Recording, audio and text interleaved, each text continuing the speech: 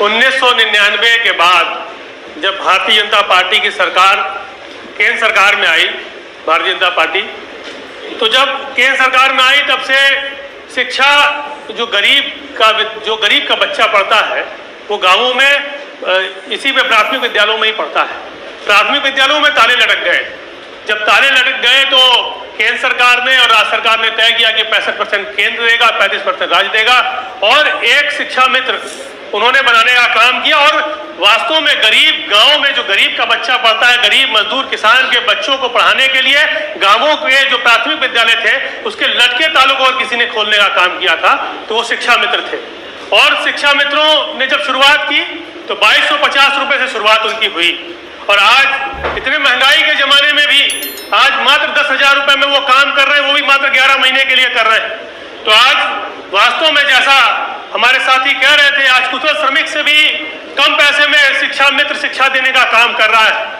और शिक्षा मित्र से शिक्षा देने का काम नहीं कर रहा, शिक्षा मित्रों से जनगणना, बाल गणना, मध्याह्न भोजन से लेकर हर काम शिक्षा मित्रों से लिया जा रहा है, लेकिन उनके दुख के में कोई मरहम लगाने का काम भारतीय जनता पार्टी की सरकार नहीं कर रही है। मैं आपसे बड़े विनम्रता से बताना चाहता हूं, माननीय सभापति जी, 2017 में जब विधानसभा के चुनाव चल रहे थे तो हमारे देश के आदरणीय प्रधानमंत्री जी ने बनारस में ये बात कही कि अगर उच्चतम न्यायालय से भी अगर इनको राहत मिलेगी या नहीं मिलेगी, लेकिन भारतीय जनता पार्टी की सरकार इनके साथ खड़ी है। उनके कहने का मतलब ये था कि अगर सुप्रीम कोर्ट से भी उनको न्याय नहीं मिल पाएगा या लगेगा कि उनके पक्ष में निर्णय नहीं आया है, तो ये अध्यादेश लाएंगे, अध्यादेश लाकर इनको नियमित करने का काम करेंगे। लेकिन आप उसके बाद 2017 से लेकर 2022 का भी चुनाव हो गया, लेकिन शिक्षा मित्रों के दर्द में मरहम लगाने का काम भारतीय जनता पार्टी की सरकार नहीं कर रही है। आप यही हमारे सदन में पूर्व मुख्यमंत्री थे आदरणीय दिनेश शर्मा जी, उनके नेतृत्व में भी एक कमेटी बन गई जो शिक्षा मित्रों के राहत देने के बारे में, जिनके एक कमेटी बना दी गई कि वो तय करेगी क्या होना है, लेकिन उस कमेटी की रिपोर्ट भी आज तक नहीं आ पाई इस सदन में। मैं माननीय सभापति जी आपके माध्यम से सरकार से जानना चाहता हूं कि उस कमेटी की क्या रिपोर्ट है, क्या उस कमेटी ने रिपोर्ट तय की, क्योंकि शिक्षा मित्रों के मामले में मैं कुछ बहुत महत्वपूर्ण मांगे हैं।